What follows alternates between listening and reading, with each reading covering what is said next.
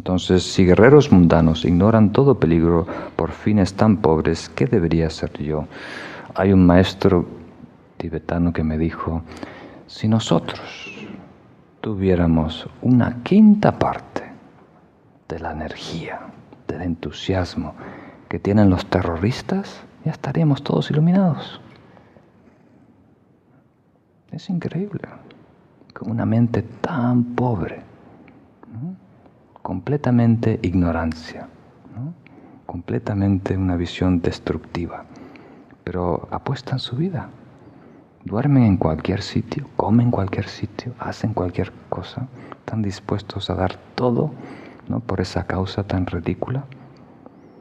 Y yo, ¿no? Dice Shantideva, supuestamente que tengo una causa tan noble, ¿no? De iluminar al mundo, traer paz al mundo. No hago ni una cuarta parte de lo que hacen estos malvados. ¿No es penoso? ¿No? Eso es algo para reflexionar, ¿no? Es básicamente la cita otra vez de Einstein, ¿no? El peor pecado para un bodhisattva es no intervenir, ¿no? Hay que siempre intervenir para mejorar la situación. El verso número 38 nos dice, desde hoy me esforzaré en derrotar certeramente a estos enemigos cuya naturaleza es causar sin cesar todo mi sufrimiento. Aunque tenga que afrontar cientos de aflicciones, huelga decir que no desfalleceré ni caeré en el desaliento. Entonces aquí este verso está hablando de la actitud derrotista que puede surgir en nosotros. Es común, surge en mí, la escucho en otros, ¿no? ¿Cómo puedo pelear, vencer, superar estas aflicciones? Yo soy así, yo siempre me enfado. Yo soy así, yo siempre tengo deseo. Yo soy así. ¿Captan esa idea? Nos damos por vencidos. Entonces hay dos actitudes principales relacionado a esto.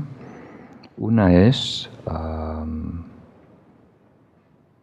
autodesprecio y la otra es lo que podemos decir ociosidad o si no vagancia, se puede decir, pereza, ¿no? Entonces, en el budismo hay tres tipos de pereza, ¿no? Entonces, una es esta inmovilidad, como dirías, de no hacer, de no moverse, de no empezar, ¿no? Y la otra es del autodesprecio. Eso se considera una forma de pereza también. Yo no puedo, yo no sirvo, yo no soy capaz.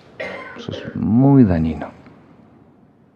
Muy difícil ayudar a una persona que tiene esta actitud autodeterrorista. Entonces tenemos que tener cuidado de no caer, ¿no? En lo que llamamos muchas veces el autosabotaje. Decir que yo no puedo vencerlo.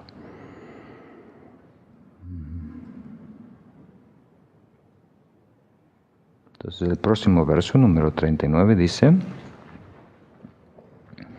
si otros lucen como trofeos las cicatrices dejadas por los enemigos en las luchas sin sentido, ¿por qué va a dañarme el sufrimiento acaecido al esforzarme noblemente por tan gran objetivo? Esta es una imagen muy interesante, que atraviesa todas las culturas, ¿no? Los guerreros, después de una batalla, lucen sus cicatrices, ¿no? Pues decir, oh, yo tengo aquí, a mí me dieron una bala, o a mí me dieron una flecha, o a mí me dieron un cuchillo, ¿no? Y algunos hasta afeitan la cabeza para que se vea la cicatriz de la batalla, ¿no? ¿Captan esa idea? Entonces, si alguien, por razones tan ridículas de quedar bien, de destacarse, ¿no?, arriesgan sus vidas, se cortan miembros del cuerpo, entonces tú, que tienes una aspiración tan noble de querer ayudar a otros, tienes que por lo menos aguantar alguna incomodidad. Algo de frío, algo de calor, algo de mosquitos, algo de olores de la India. Un poquito, ¿no? ¿Captan la idea? Hay mucho en juego. Y aquí es interesante la comparación que está haciendo Shantideva, ¿no? Para que nos demos cuenta, ¿no? Aquí no estamos pidiendo algo extraordinario. Es lo que están haciendo personas ya hoy en día por razones tontas, infantiles, ¿no? Y la próxima es aún más poderosa, dice: los pescadores, carniceros, campesinos y demás, tan solo para poder ganarse su sustento, soportan el frío, el calor y otros padecimientos. Como alguien como yo, para la felicidad de los seres, no iba a soportarlos. Entonces, lo más triste, yo creo, en el mundo, no es el sufrimiento, es el sufrimiento desperdiciado. Eso es aún más triste, porque si hay sufrimiento, a lo mejor hay provecho, hay aprendizaje, hay transformación, ¿no? Pero cuando hay sufrimiento, si no se aprovecha, causa más maldad, o en este caso hay tantas, yo alguna vez me viene la imagen de gotas, ¿no? ¿Cuántas gotas de sudor han humedecido la tierra? ¿Cuántas gotas de sangre han llenado, ¿no?, océanos, como dicen los maestros? ¿Cuántas lágrimas se han derramado sobre la tierra a través de la historia? Por nada, ¿no? Para proteger un campito, para ayudar a pasar la vida, para simplemente sobrevivir. Hay personas que se destrozan. En la India lo ves. En la India están todos los extremos juntos. Hay personas que trabajan llevando a pasajeros en ese triciclo, ¿no? Y hay señores mayores de 60 años, toda su vida ahí, están completamente destrozados. Toda su vida trabajando. Y están haciendo eso para darle de comer a su familia. Para que sobrevivan nada más, ¿no? Y está su cuerpo completamente destrozado, ¿no? Entonces, si ese es el juego allá afuera, si las personas están completamente destrozándose, ¿no?, el cuerpo, la mente, perdiendo la vista, trabajando en ordenadores, entonces, por cosas tan infantiles, entonces yo, que tengo tanto en juego, ¿no?, ¿por qué no tengo que aprender otro idioma? ¿Por qué no tengo que viajar? ¿Por qué no tengo que pasar un poco de incomodidad, de frío? Un poco de humildad, ¿no? Muy bien. El 41, muy importante, dice: me comprometí a liberar de sus emociones aflictivas a todos los seres que colman el espacio en todas las direcciones, sin estar yo mismo liberado de ellas. Esto va junto con el 42. Sin conocer mi propia capacidad, proclamar algo así no fue cosa de locura. Pero puesto que es así, puesto que así fue, nunca abandonaré la lucha para acabar con estas emociones nocivas. Entonces aquí Shantideva está haciendo un chiste, ¿no? No fue cosa de locura, ¿no? Yo, que estoy completamente ciego, completamente abrumado por estas aflicciones, de repente elevo mi voz y digo que yo voy a salvar a todos, ¿no? ¿No es eso ridículo? ¿No es eso locura? Que alguien tan penoso pueda ser capaz de ayudar a todos los seres, ¿no? Y Shantideva dice: sí, fue una locura, pero ahora que lo dijiste, ahora que lo has hecho, te has comprometido. Las promesas hay que cumplirlas. ¿Captan esa idea? Entonces aquí, en el 41 y 42, tenemos que sentir cierto... Este verso nos está tratando de dar autoestima. La autoestima se logra reuniendo 4 elementos, ¿no? Uno de ellos es un fuerte compromiso, otro de ellas es un valor interno, otro es alegría y el segundo es medirnos, saber cuándo descansar, ¿no? Entonces aquí estamos tomando el primero, tener un propósito, una aspiración muy fuerte en nosotros. Y ahora pasamos a la última sección de este capítulo, que es cómo abandonar los estados aflictivos, empezando con el verso 43. Me aferraré a esto y lleno de rencor libraré mi batalla. Emociones como estas vencerán a las aflictivas y por lo tanto no deben ser desechadas. Entonces seguro que hay alguna pregunta en el horizonte. Entonces aquí Shantideva está tratando de anticipar esa pregunta, ¿no? Diciendo, estamos hablando de que el aferrarse y el rencor es algo negativo, ¿no? Entonces, ¿cómo ahora me estás diciendo que me debo aferrar al camino espiritual, a las prácticas, a esta idea de derrotar las aflicciones y de tener rencor hacia ellas, ¿no? Entonces Shantideva nos dice, los comentarios lo explican, que en estas etapas iniciales del camino espiritual, el aferramiento, ¿no?, a la práctica, ¿no?, a la necesidad de lograr este objetivo, y el rencor, quiere decir la aversión a los estados aflictivos, verlos como algo negativo, es un medio hábil que necesitamos. Pero eventualmente hay que también descartar este juicio. Entonces es un juicio que hacemos temporal, ¿no? No es categórico. No estamos diciendo que las emociones aflictivas son inherentemente malas. ¿Captan la idea? Pero estamos discerniendo que realmente no nos convienen. Y tenemos que tener cierto desprecio hacia ellas.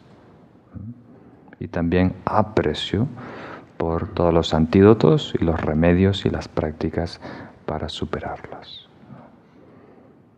Y eventualmente eso se autocorrige y lo tenemos que también liberar. ¿Captan esa idea? Entonces esto es algo que vais a escuchar una y otra vez en el budismo, la idea de medios hábiles. Medios hábiles. Eso quiere decir una técnica que empleamos para lograr un objetivo indirectamente. Una técnica que empleamos para lograr un objetivo indirectamente. ¿Captan esa idea? Por ejemplo, en su contexto más amplio, la conducta, la disciplina, es un medio hábil para domar la mente. No queremos ser santitos, buenillos, ¿cómo se dice, no? Queremos liberarnos de los comportamientos más burdos para tener acceso a la mente, ¿no? ¿Captan eso? Entonces, la conducta no nos hace santos o puros o sagrados, espirituales en sí, sino que es un medio hábil para domar la mente y poder trabajar con la mente, que es más sutil. Entonces vais a ver eso. Entonces ese medio hábil es necesario, útil, beneficioso, clave, pero eventualmente tenemos que trascenderlo. ¿Captan la idea? Entonces hay una etapa en donde distinguimos entre conducta mala y buena, o nociva, tóxica y espiritual. Pero después vamos a entrar en la etapa de conducta no dual, donde no hacemos distinciones y diferencias, ¿no? En la meditación también vamos a entrar en esa etapa. Entonces eso es como una introducción, lo veremos en otros tiempos. Y ahora continuamos con el verso número 44. ¿Es mejor que me corten la cabeza o me quemen vivo en el fuego que someterme a las emociones nocivas, mi enemigo perpetuo? Pues es una proclamación fuerte, ¿no? Entonces aquí Shantideva nos está invitando a emularle, se dice así, ¿no? Hay ese famoso libro del siglo XV que se llama Imitación a Cristo. Es una serie de versos en donde el camino espiritual es una imitación a la vida de Jesús, ¿no? Entonces aquí tenemos que ver a Shantideva o al Bodhisattva como un ideal y nosotros dar un paso a ese ideal, ¿no? ¿Captan esa idea? Es una referencia, un ideal, y estamos invitados a emularle a nuestra medida, a nuestra capacidad, dando un paso hacia esa dirección. Queriendo decir, ¿qué estamos tratando de ahora que sabemos la relación, qué estamos tratando de copiar, imitar? ¿Qué representa aquí la que me corten la cabeza o que me queden vivo en el fuego? Aquí estamos tratando de valorar más la incomodidad, la amenaza inmediata del bien a largo plazo. La necesidad, resistir el impulso que tenemos de tratar de conquistar, ¿no?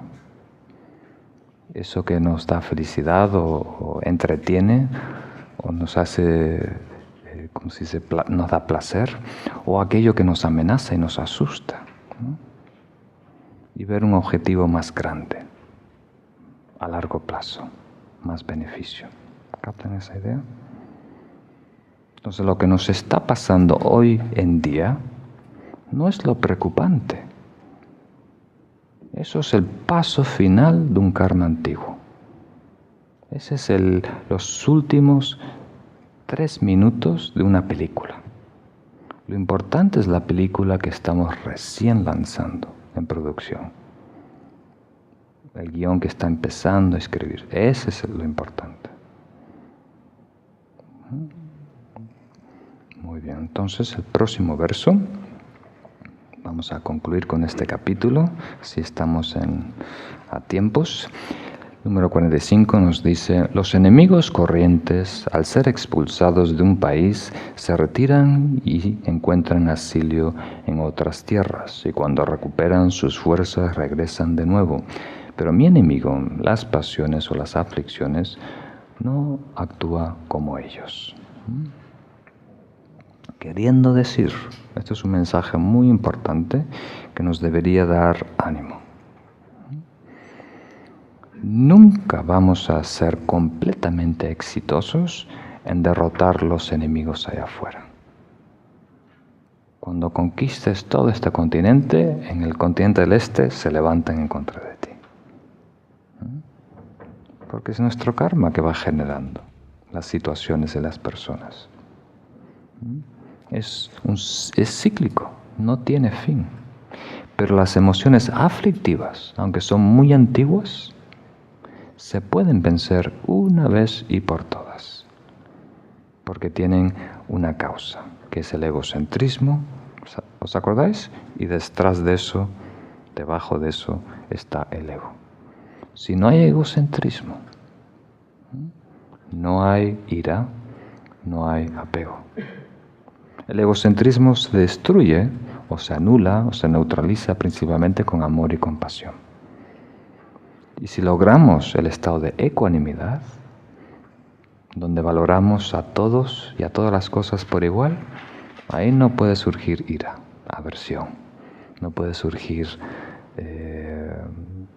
estar encantados, enamorados, fascinados, aferrados, adictos a algo. No puede surgir. Y si anulamos la raíz de eso, el ego, es imposible. Entonces esto nos da algo de aliento, queriendo decir que aunque es una lucha exigente, cuando logremos vencer estas aflicciones, no van a resurgir. Podemos lograr el estado de liberación. Eso sería el estado de Arhat, ¿no? Cuando vencemos las aflicciones. ¿Captan esa idea? Es posible. El 46 nos dice, las aflicciones miserables huyen ante el ojo de la sabiduría. ¿A dónde van cuando escapan de mi mente? ¿De qué lugar vuelven para dañarme? Pero mi mente es débil y está consumida por la indolencia.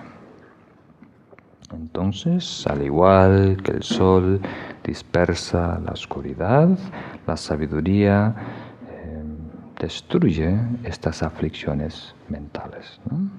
La sabiduría que ve su falta de existencia inherente. Entonces aquí el texto Shantideva está hablando de uno de los métodos más poderosos para lidiar con las aflicciones, descubrir con nuestra sabiduría que no tienen una esencia, que no existen inherentemente, que es un evento, como un espectáculo, ¿no? Tiene que haber luces, escenario, público, actor o cantante, tickets, guardias, ¿no? Tiene que haber todo eso para que funcione el concierto. Es un espectáculo, un evento. Entonces las aflicciones es un evento, un espectáculo que surge en una mente, donde contribuyen todas estas partes. Pero no hay nada ahí dentro que predomine, que exista por sí solo. Y esto lo tenemos que ver con claridad. Primero intelectual y después experiencial. El 47 desarrolla con más detalle, ¿no?, cómo desarrollar esta sabiduría. Estas emociones nocivas no están en los objetos, ni en los órganos de los sentidos, ni en las conciencias, ni en medio entre esas dos, ¿no? Y si no están en ningún otro lugar, ¿desde dónde pueden dañar a todos los seres? Son simples espejismos. Por lo tanto, disiparé mis miedos y me esforzaré en conocer su naturaleza. ¿Por qué padecer innecesariamente en los infiernos y demás? Muy bien. Entonces, primero, una manera de analizarlo, ¿no?, analíticamente, es hablar de en dónde está, en dónde habita, ¿no? Entonces, la opción primera es fuera de nosotros, ¿no? El problema está en los políticos, ¿no? El problema está en la clase social más alta. El problema está en la injusticia, el problema está en el racismo, el problema está en los que hacen cigarros, ¿no?, que le ponen alquitrán y le ponen químicos para engancharme. El problema está allá afuera. Pero descubrimos que eso es imposible, porque si estuviera allá afuera, tenía que afectar a todas las personas por igual. Todas las personas tendrían que tener los mismos gustos y los mismos disgustos, ¿no? Si el poder está allá afuera, si allá afuera hay una fuerza inherente, independiente, ¿no? Pero ya que cada quien se relaciona con las cosas, se pelea o se enamora de las cosas a su antojo y capricho, quiere decir que hay algo más en juego. El mal o la aflicción no está ahí afuera. Entonces, ¿qué queda? Quedan las puertas, los sentidos y las conciencias, ¿no?, que captan esas impresiones, esa cognición, ¿no?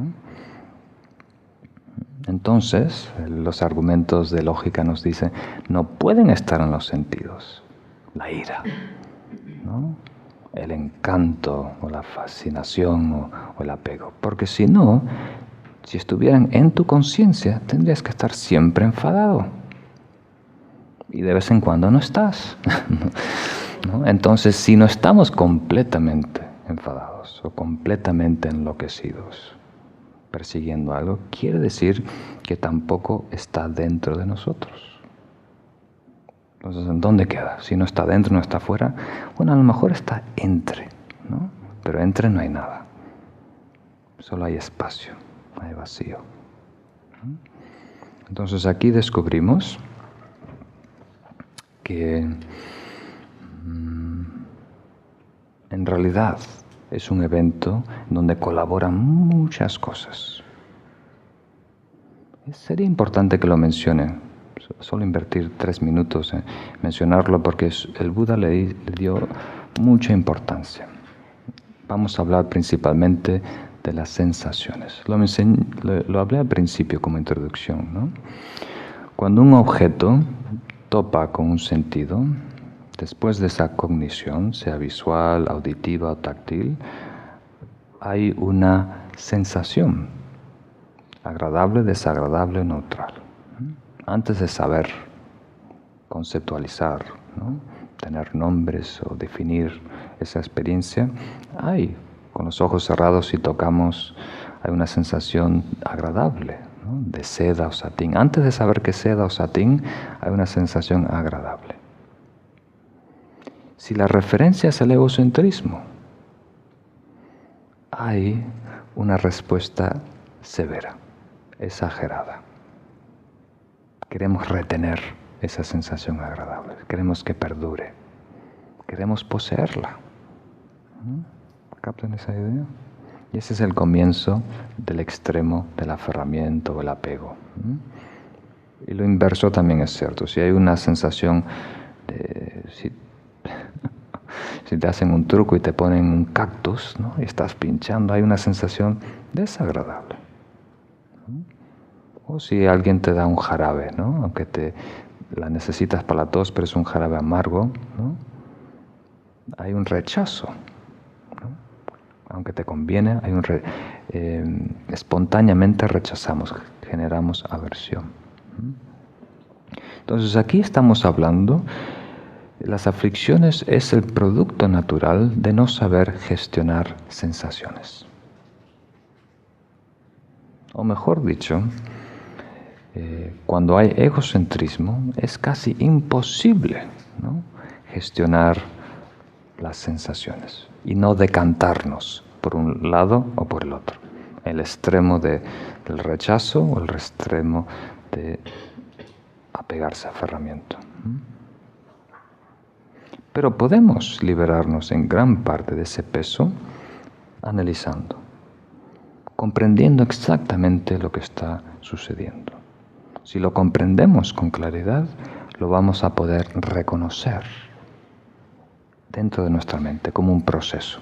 Lo vamos a poder vivir, experimentar, ¿no? Y cuando uno ve el truco del mago, ya, ¿no? Esa ilusión ya pierde su magia. Ya no nos seduce, nos amenaza tanto. Entonces aquí queremos ver el truco del mago, lo que está pasando detrás, ¿no?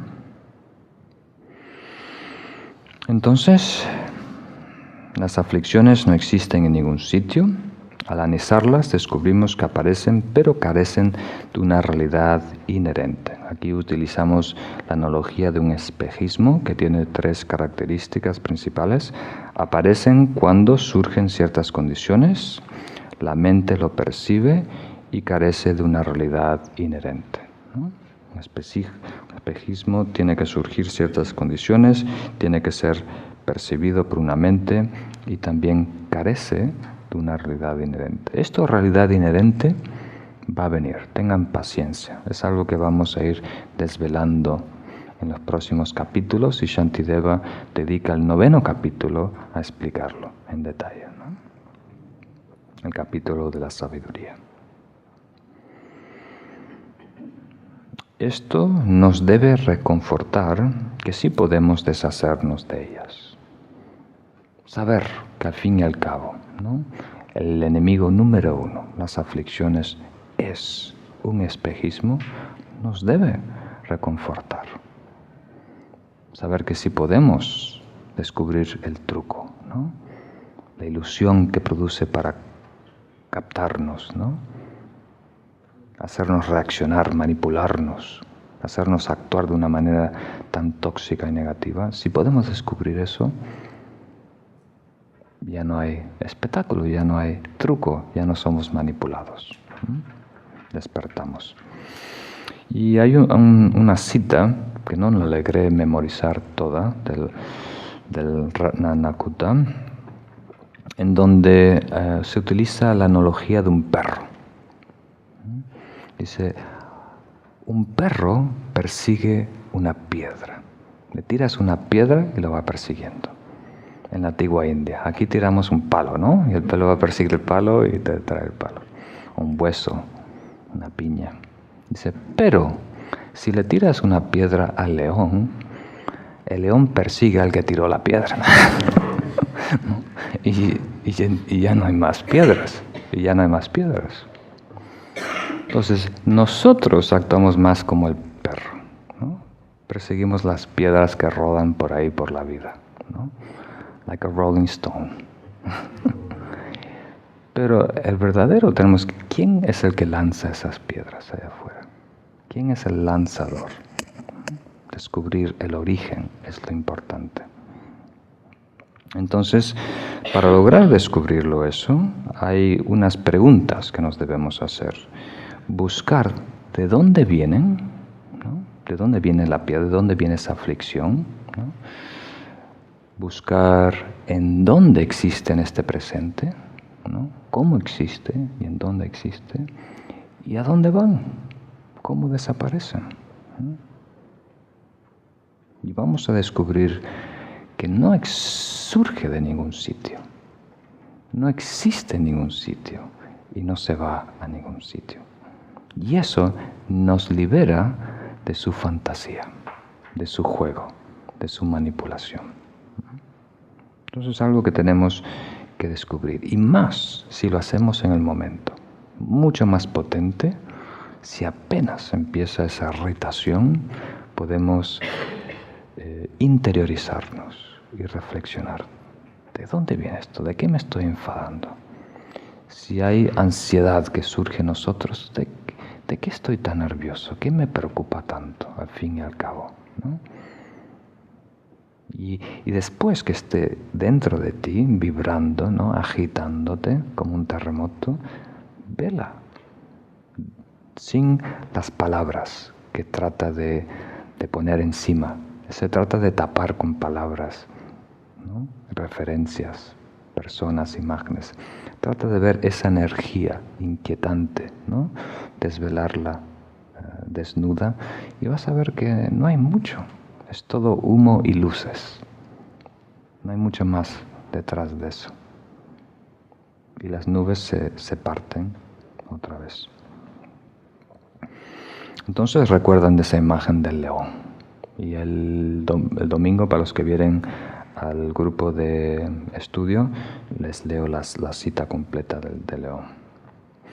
El último verso, el 48, nos dice: así reflexionaré y me esforzaré en poner en práctica los preceptos según las instrucciones que han sido dadas. ¿Cómo podría sanar un enfermo si ignorase las prescripciones del médico? Creo que esto aparece en otro sitio en este libro, ¿no? ¿Os acordáis la cita que os di de estudiante al Dalai Lama? Que estuve con él el julio pasado celebrando su cumpleaños en Nueva York. Había 17.000 personas y de una pequeña enseñanza. Y al fin de la reunión se dijo: bueno, yo ahora me tengo que ir, vosotros os quedáis aquí, yo di las enseñanzas, ahora yo me lavo las manos. Depende de tú si las pones en práctica, ¿no? Entonces Shantideva también está haciendo un poquito lo mismo, ¿no? O sea, es interesante recibir enseñanzas, saber técnicas, pero al fin y al cabo depende no del médico si te sanas, ¿no? Si haces la terapia, si tomas la medicina, si tú sigues sus consejos. Entonces el comentario de este texto hace una aclaración, otra segunda lectura, ¿no? Aquí el Dharma puede ser la medicina, ¿no? Que debemos practicar, ¿no? Es decir, conducta, meditación y sabiduría. Y los consejos del médico se refiere no tanto a la medicina o terapia, sino a, por ejemplo, la dieta que tienes que tomar, ¿no? Para que esa medicina sea efectiva en ti. ¿no? Entonces, para que el Dharma sea efectivo en nosotros, ¿no? La meditación, la disciplina, la lectura, el estudio y la sabiduría, tiene que estar acompañado de la dieta de cuidado, atención plena, introspección, ¿no? Especialmente en este capítulo, el cuidado a no estar abrumado, preso de las aflicciones mentales. Muy bien.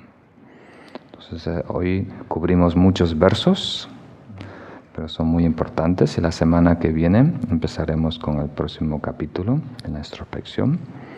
Es un capítulo, unos versos que nos invitan a la reflexión. Por favor, leerlo una y otra vez. Algo que quiero mencionar, leer a Shantideva no es, buenas tardes, no es recibir, ¿no?, un cóctel de un mozo que te trae cuando estás en la playa en el Caribe. ¿Captan esa idea? Esto es un texto clásico del siglo VIII en otra cultura, bastante ajena a nuestro paladar cultural.